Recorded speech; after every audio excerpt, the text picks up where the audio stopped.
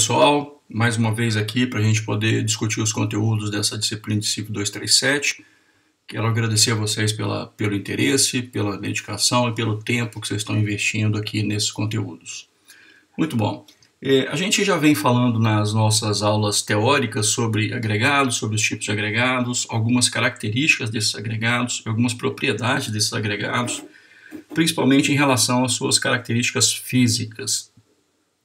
E agora nós vamos conversar um pouco aqui sobre as técnicas que nós utilizamos, para preparar as amostras desses nossos agregados que vão ser utilizados para a construção das nossas matrizes de cimento Portland, quer sejam elas argamassas, quer sejam elas concretos. Bom, muito bem. Nós já sabemos então que os nossos agregados, eles podem ser classificados em agregados miúdos ou agregados graúdos, que nós conhecemos aqui como areia, e conhecemos aqui como brita. Muito bem. Esses materiais, eles saem lá das suas jazidas, eles saem lá dos depósitos comerciais, eles saem das suas obras e são levados então para a unidade de produção dessas matrizes. Então, no canteiro de obras pode ser uma betoneira e lá fora pode ser uma concreteira industrial, que a gente compra concreto pronto, e o concreto também é preparado numa betoneira, num caminhão betoneiro. O que muda é a escala, mas o processo de preparação é basicamente o mesmo. Bom, a ideia é que a gente possa fazer uma amostragem desses materiais, desses nossos agregados, Então, esses agregados aqui, o ideal é que a gente consiga retirar uma amostra ou fazer uma amostragem desses materiais, quer eles estejam em jazidas a céu aberto, ou escavadas, ou mesmo em jazidas em que eu tenho areia, agregado meio dragado, ou depósitos naturais de agregados graúdos, eles existem, são os leitos dos rios, lá os seixos rolados, ou mesmo aquelas unidades de britagem e processamento desses materiais, que são as pedreiras que a gente conhece tradicionalmente. Bom, essa amostragem então pode ser parcial, pode ser uma amostragem de campo, ou pode ser uma amostragem de ensaio. Cada um desses modelos de amostragens aqui está descrito na prática que está em anexo ali do lado. Você pode ir lá dar uma verificadinha na norma e você vai entender. Basicamente, esse tipo de amostragem parcial de campo ou de ensaio qualifica o material que você está coletando para caracterização e aí assim identifica ou orienta o processo de caracterização. A ideia então é que a gente possa coletar essas amostras de forma parcial, de campo ou de ensaio, em lotes de agregados. O que nós chamamos de lotes de agregados? Não dá para a gente caracterizar, por exemplo, a jazida inteira, mas dá para caracterizar um lote de materiais dessa jazida. Não dá para a gente caracterizar, por exemplo, todo o agregado miúdo que foi retirado de um rio ou agregado graúdo, mas nós podemos delimitar um trecho, um dia, um volume de produção, um tempo de produção, um intervalo daquela jazida, e aí então caracterizarmos os nossos lotes de produção.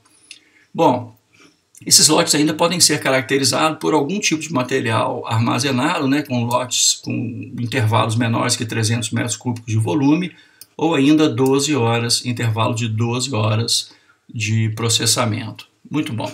Os procedimentos então, de amostragem, de acordo com a NBR NM 26, fixa um número máximo de amostras para cada tipo de material coletado. E esse número é de 3. Agora, o tamanho dessas amostras é função do número que você vai coletar, ou seja, 1, 2 ou 3, da massa da amostra de campo, e se são de jazidas naturais, de depósitos comerciais ou de obras. Bom, ou seja, um depósito que está na sua obra e você precisa então caracterizar. E, professor, o que seria então um depósito na obra? Muito bem, o ideal é que você consiga uma caracterização do seu fornecedor. Caso ele não te entregue isso, você compra um lote de 20 metros cúbicos, 30 metros cúbicos, 50 toneladas, 70 toneladas, 100 toneladas, e aí então você caracteriza essas 100 toneladas que estão lá dentro do seu canteiro de obras, e aí você garante então o input para o dimensionamento do traço de concreto, da argamassa, ou mesmo para o controle de qualidade desses produtos que você vai gerando dentro do seu canteiro de obras. Bom, uma vez esses materiais amostrados, nós precisamos providenciar uma remessa. Essa remessa tem que garantir que todos esses materiais conservem as suas propriedades desde a sua coleta. evidentemente, então, que cada uma dessas amostras, que representa cada um dos lotes, na remessa tem uma identificação adequada, né? O tipo de amostra, se foi parcial, se foi de campo ou se foi de ensaio, se foi retirado de um lote de volumétrico ou um lote de produção horária, como é que você fez a delimitação do lote, qual a data da coleta, quem foi que fez a coleta, e é muito importante que todos esses materiais sejam enviados, né, em dispositivos hermeticamente fechados, justamente para manter a qualidade dessas amostras até chegar no laboratório. Bom, e quando chegam no laboratório, a gente então precisa reduzir essas amostras para uma amostra para um ensaio, né? E essa redução de amostras, então, é feita lá de acordo com a NM 27, e os procedimentos básicos passam essencialmente por um separador mecânico, ou seja, eu retiro da minha amostra de campo ou da minha amostra parcial eu faço uma segunda coleta, uma segunda amostragem. Essa amostragem ela deve ser feita especificamente de um tipo de tomada aleatória, né, para que você possa ter a maior representatividade possível das amostras que você tem coletadas para a redução da amostra de campo. E lembrando o seguinte, eu vou pegar uma amostra ali, daqui a pouquinho nós vamos falar sobre a quantidade, mas alguma coisa em torno de 1 kg, 2 kg, 3 kg, 5 kg, e nós vamos reduzir esses quilos, por exemplo, aos 300 metros cúbicos. E aí, se a gente pensar no material no estado solto, numa areia, por exemplo, 300 metros cúbicos é alguma coisa em torno de 400, 450 toneladas de material. Então, nós estamos transformando 450 toneladas de material numa amostra de 1 quilo, de 400 gramas, de 500 gramas. Então, é muito importante que essa amostra descreva o todo. Por isso, a grande preocupação que a gente tem com a preparação da amostra dos ensaios. Basicamente, eu vou coletar esse material dessa remessa que eu recebi do campo, né? E normalmente a gente faz uma pilha, homogeniza essa pilha, né? A gente vai lançando o material de forma que ele forma um cone, depois a gente vai achatando esse cone até que ele tenha mais ou menos o mesmo diâmetro, o diâmetro igual à altura, e daí então a gente faz 5 tomadas aleatórias desse material. Cada uma dessas tomadas aleatórias então deve passar por um processo mecânico de separação e eu vou reduzindo a amostra, né? Então veja, no separador mecânico, né, eu lanço a amostra aqui por cima, uma quantidade de amostra, metade da amostra sai para cá, metade da amostra sai para cá. Eu retorno essa metade para a minha pilha e volto de novo essa amostra para cá e vou quarteando isso aqui até que eu tenha uma massa adequada de material para o meu ensaio, né? Ou seja, eu garanto que essa minha amostra reduzida pelo quarteador é exatamente a mesma amostra que eu tenho no todo do que eu recebi lá na remessa recebida da coleta de campo ou da coleta parcial. Muito bem, eu posso fazer esse quarteamento por um separador mecânico, né? Ou posso fazer esse quarteamento manualmente. E como é que eu faço manualmente? Eu uso o mesmo procedimento das tomadas aleatórias e vou então montando pilhas e vou separando as pilhas, né, em 2 pilhas, 4 pilhas, e aí vou recolhendo. Ora, o que eu estou fazendo aqui é mais ou menos o que eu faço aqui no quarteamento mecânico, só que de forma manual. E aí, assim, eu garanto que qualquer porção desse material coletado vai representar o todo. Joia! Muito bem, então eu tenho aqui a minha porção de amostra que pode passar por um processo de caracterização física. E aí, então, as técnicas que eu vou aplicar para essa caracterização são teor de umidade. Daqui a pouquinho você vai ver um vídeo ali como é que prepara isso, mas é muito simples. Eu pego um material úmido, boto da estufa para secar, tenho a massa úmida, a massa seca, eu conheço a quantidade de água.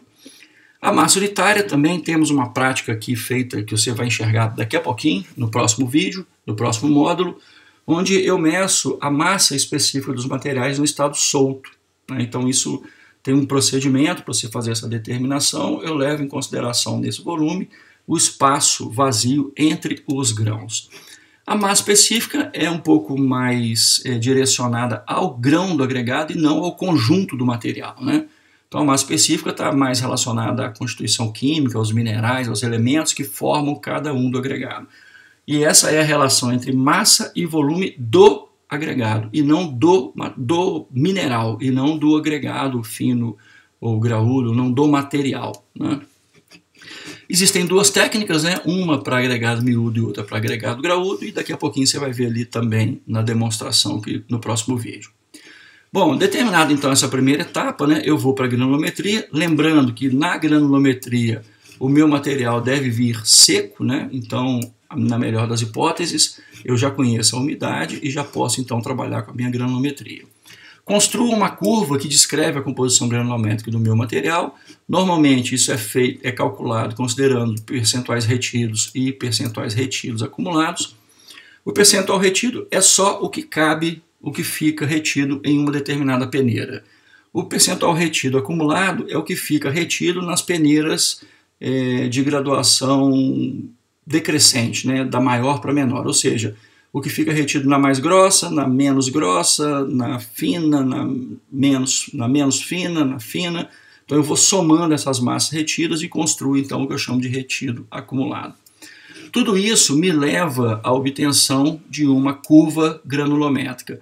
E essa curva granulométrica então vai descrever para nós a dimensão máxima característica e o modo de finura que nós já discutimos anteriormente ali na aula prática. Com isso, pessoal, nós temos então o roteiro completo de caracterização física desses nossos agregados, e na próxima prática nós vamos conversar um pouco mais sobre cada uma dessas técnicas, como que elas se desenvolvem e as correlações dessas técnicas com sua aplicação na prática. O módulo 2, então, dessa prática 1, você pode ver ali no vídeo, logo ali do lado, e está à sua disposição também em reciclos.fop.br/graduação. Pessoal, por enquanto, em relação a essa prática 1, é isso daqui, e daqui a pouquinho, então, nós voltamos a falar. Muito obrigado, tchau, tchau.